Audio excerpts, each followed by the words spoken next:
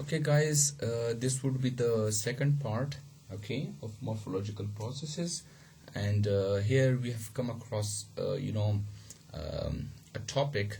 If you remember, we discussed by ribbons, we discussed the word and paradigm approach towards language. Okay, so basically that was a word or like theme based approach in that case. Okay, let me just remind you all of that. Okay, here we have got word and paradigm, okay, WP, and what is there? It's a word based approach. Okay, there is nothing like peculiarities. It is also a very fruitful approach. Let's try to find out what it is. It would be a bit new for you. Okay, let's try to see what we can get from it. Okay, the notion of word, okay, is very problematic in linguistics. Keep this in mind. For common people, it would be just a common word, and they could recognize and they could identify. In some of the cases, they could describe it. But when it comes to linguistics, we really, we find it very difficult to define. So that's why we have got some three different ways to define or approach word. Okay, in one case we can say that word is basically understood in two different contexts. Okay, one is that is token, and another is basically type. Okay, so what is the difference between token and type? Keep this in mind that type is basically the class. Okay, it is first of all an abstract category or class of linguistic items, okay, or units. Type is basically the number of distinct words in text or a corpus. Okay, token is basically just the common term. Okay, you just count the words, each word. Okay, and that's your token. Okay, so this is basically an individual occurrence or frequency of a linguistic unit in speech or writing. Or in other words, we can say it's the total number of words in a text, corpus, etc., regardless of how often they are repeated. Look at the examples here. Okay, look at the first sentence. Alia goes to Islamabad next week, and she intends going to Lahore. Okay, so let me have pointer first. Okay, now here in this first sentence, you see here that one, this two, it is repeated here. Okay, and next is also repeated here. The rest of the words which are not highlighted are not repeated. Okay, so they are different from one another. Okay, so we can say that we have 1 2 3 4 5 6 7 8 9 10 11 1 2 3 4 5 6 7 8 9 10 11 12. So we have got 12 different types of word. Okay, we have got 12 different word types. Okay, each word is different from any other. Okay, 12. But if we are counting each occurrence, okay, like in this example, when I counted them 12, so I actually counted 2 and next just once. Okay, why? Because they are repeated. Okay, they are the same words. Okay, so that's why I have excluded the the second occurrence of 2 and the second occurrence of next. Okay, so otherwise if we count each occurrence, okay, so then we have got 14 words. So 14 word tokens.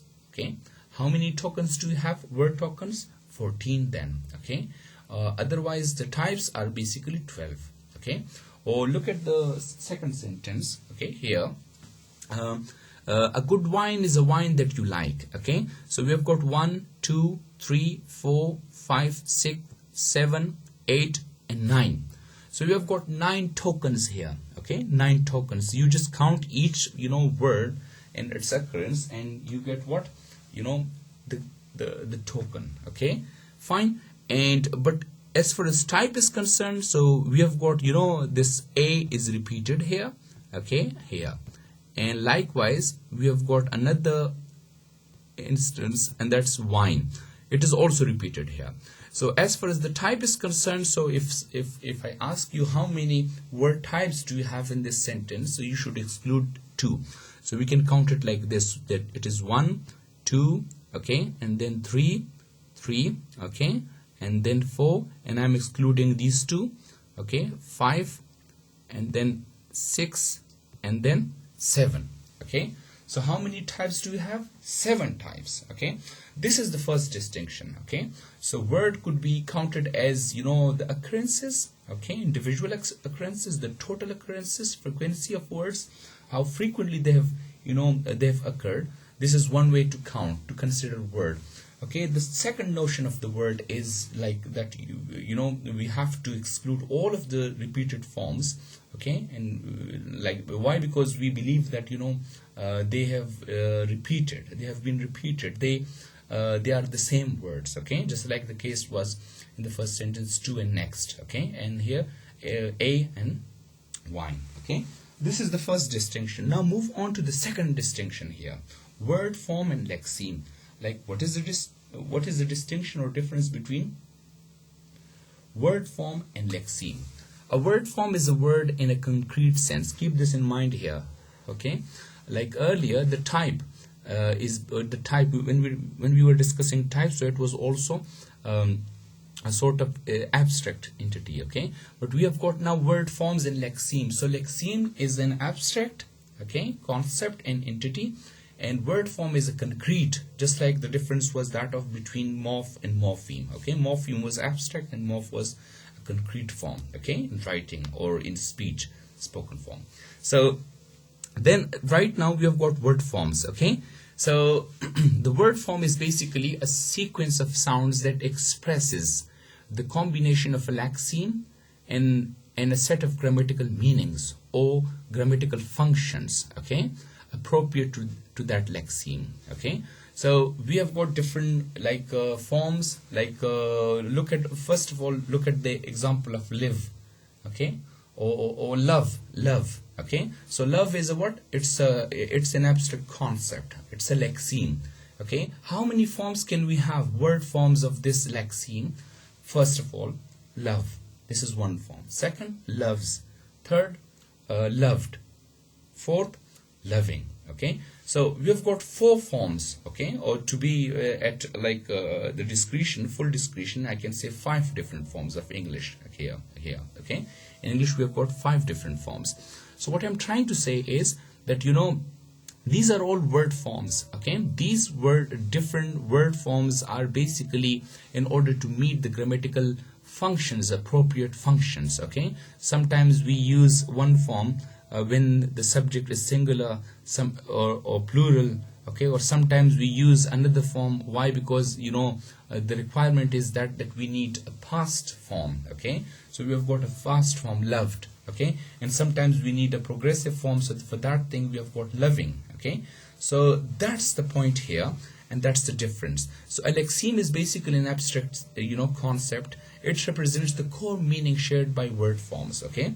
So in the overall concept of love and loves and loved and loving, you see a core concept, okay, in all of these forms, and that's basically lexeme, okay. That's love, okay. Sometimes the lexeme is represented by italic font, italic letters, or sometimes it's made capital, okay. And the word forms are they are written in in lower cases, okay. That's also another way in linguistics to differentiate these two, okay, because there could be a confusion between the first word form love and the lexeme love, okay. So that's the way to represent them. Dictionaries usually are organized according to lexemes, okay. Dictionaries are actually organized on the basis of the lexemes, okay, not the word forms. The word forms of a lexeme are given in that very entry, okay. If you search the word love, so you will find one entry for this, and then you will find a lot of different forms, love and loves and loved and loving, okay, all of them in that very entry, okay. This is what you have to remember. So the example could be like in this case, look at lexeme live, okay, and then we have got word forms. Okay, so the word forms of this lexeme, okay, the first one, okay, this one, okay, this is a lexeme, and the word forms of this lexeme are live, lives, lived, and living. Okay, and likewise for go, we have got go, goes, went, and gone. Okay, likewise for cat, this lexeme, we have got word forms of cat and cats.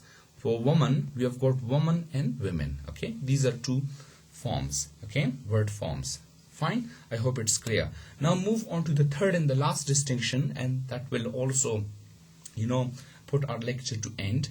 Okay, I hope you will also, you know, understand this concept. Okay, let me explain.